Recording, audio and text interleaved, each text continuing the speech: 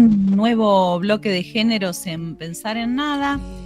Y para este domingo, para este encuentro, vamos a conversar con María Inés Alvarado. Ella es docente y comunicadora, es codirectora de la ESI en Juego y columnista de Diario Digital Femenino, a quien le estamos dando la bienvenida acá en Pensar en Nada. Te saludamos, Diego y Elena. Hola, Elena, Diego, ¿cómo andan? Muchas ¿Cómo gracias por estás, la María Inés? comunicación. Muy bien, ¿qué tal? Bueno, Bien, bien, bien, por suerte. Bueno, María Inés, un gusto tenerte. Nos encontramos el año pasado ahí en un vivo de Instagram y ahora muy contenta de poder conversar con vos nuevamente porque, bueno, estamos hace días discutiendo y hace años creo discutiendo el tema de la ESI, una ley que tenemos y que va a cumplir 15 años, pero que parece que todavía nadie la aplica, nadie la aprende. Nadie sabe de qué se trata. Escribiste una Sí, nota muy linda en Diario Digital Femenino que dice los medios no tienen ESI, no hablan de ESI, y me gustaría que podamos conversar y que nos compartas tus reflexiones. bueno, sí, la nota esa justamente fue producto de un diálogo de como 2 horas que tuvimos con Lenny Cáceres, la directora del diario, acerca Ujú. de todo lo que veíamos que estaba sucediendo en la sociedad, que los medios reproducen, obviamente, sobre todo los medios hegemónicos, con relaciones a las temáticas que podrían ser abordadas desde otra mirada, desde la perspectiva de género y también desde la educación sexual integral. Y sí, y bueno, y justamente esa semana, después de hablar de esa charla que tuvimos con Lenny, fue el debate por los penes de madera y todas estas situaciones que van apareciendo en los medios, en las redes sociales, que no están trabajadas, que no están charladas, no están debatidas desde el punto de vista de la educación sexual integral, porque como vos bien dijiste recién, muy poca gente sabe de qué es la ESI, qué es la educación sexual integral, por qué es necesario que se aplique, por qué es necesario que se conozca, por qué es necesario que en las escuelas se dé ESI, por qué es necesario que en la sociedad se hable de ESI. Y bueno, eso es lo que intenté mostrar un poco en la nota, ¿no? Esta falta de educación sexual integral que es ley desde el año 2006 y que, bueno, sigue invisibilizada o se nombra a puertas cerradas muchas veces o en momentos en los cuales surge un tema como fue el año pasado, el año pasado y el anterior, el debate por la legalización del aborto, o este año los penes de madera, ¿no? Y ese tipo de cosas que empiezan a aparecer y que ahí la gente, la sociedad se da cuenta de que no se habla de sí. Sí, vos mencionás en la nota que, bueno, está la ley Micaela para donde, digamos, se pretende que funcionarias y funcionarios de, ¿no? de todos los ambientes públicos, de todo el sector público, estén capacitados y capacitadas en perspectiva de género, que tampoco, ¿no? Digamos, más allá de la buena intención de la ley Micaela, tampoco se aplica, y vos decís, bueno, alcanza una... ¿no? Una charla, una capacitación por Zoom, o sea, Una un capacidad. contenido acotado y no estar viendo esta ley que por más que tenga, en algún momento algunas personas hablan de actualizarla, pero digo, ni siquiera lo básico se hace carne, ¿no? Ni en las instituciones ni en los medios.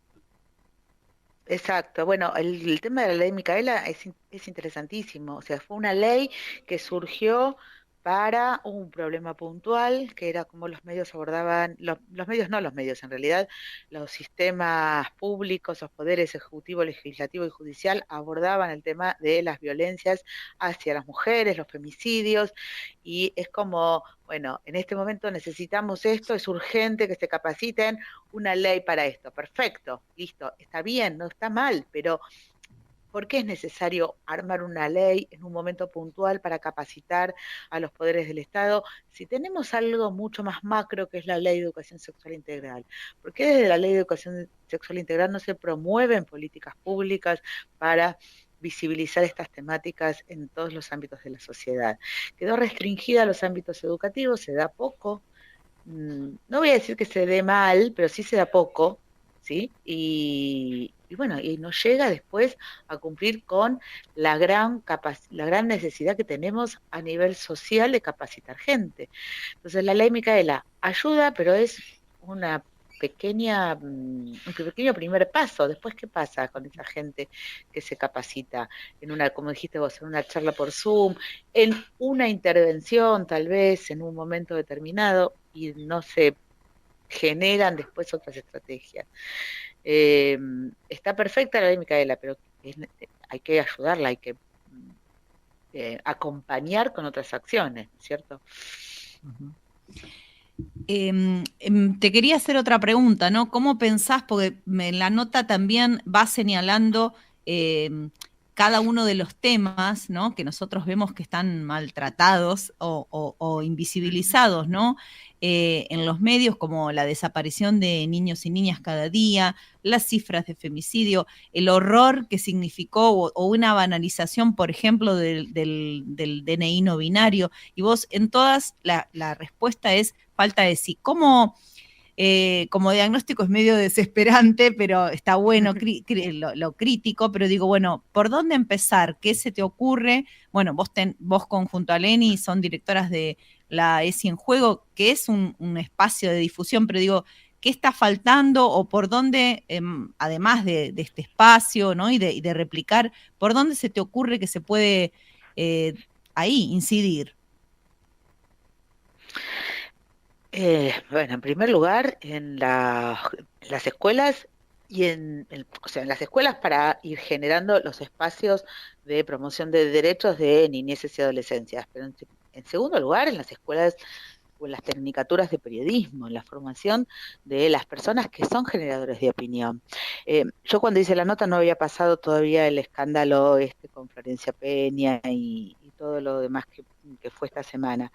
Pero si desde los medios de comunicación empezamos o se empiezan a plantear que estas situaciones son las que generan violencia, son las que generan discriminación, son las que van mostrando y visibilizando el poder del patriarcado en los dichos, en las palabras.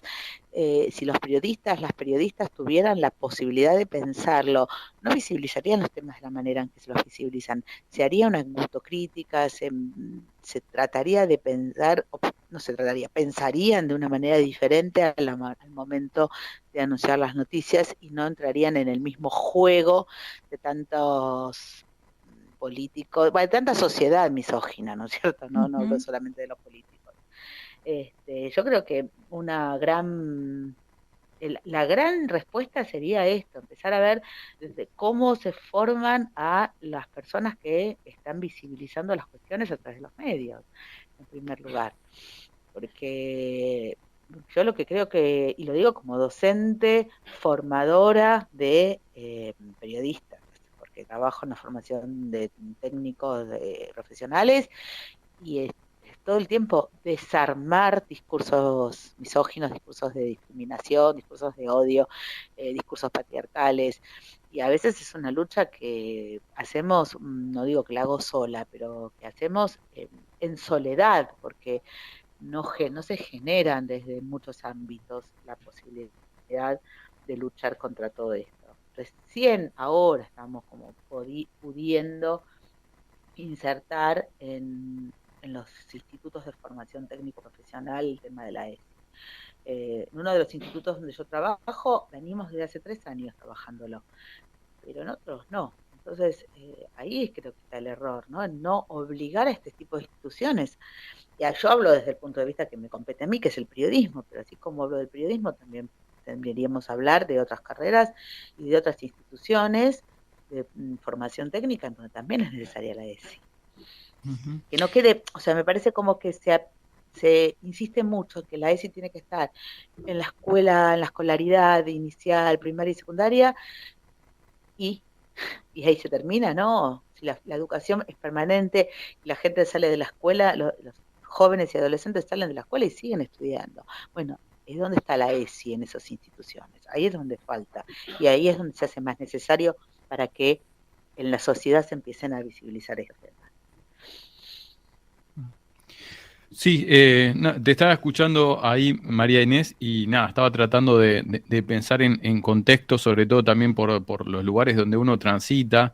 Y bueno, este año y medio en particular eh, se ha complicado las clases en general, ¿no? En primaria, secundaria, así que me imagino que también trabajar con los padres, pero se ha complicado mucho más. Pero me imagino espacios donde se pueda hacer participar también a la familia, ¿no? Que es un lugar que tiene que estar presente para también incorporar todo esto que tiene que ver con la ESI, ¿no? Porque también, digo, te estaba escuchando y me parece que estamos hablando de ESI, estamos hablando de una ley que salió en el 2006 y sabemos que los cambios culturales llevan su tiempo, a veces surgen del movimiento social y después se transforma en ley. Bueno, en este caso estuvo la ley y alrededor de ella hemos tratado de trabajar la educación sexual integral desde muchos lugares. Pero en relación a lo que decías, me quedo pensando cómo incorporar a esas familias también, ¿no? A este proyecto de ESI en la educación. Sí, bueno, yo creo que esa también es una de los una de las grandes faltas hoy en día, de los grandes errores con respecto a la educación sexual integral. Las familias muchas veces quedan por fuera de los proyectos institucionales. Y bueno, y en este contexto de pandemia y educación virtual, más todavía.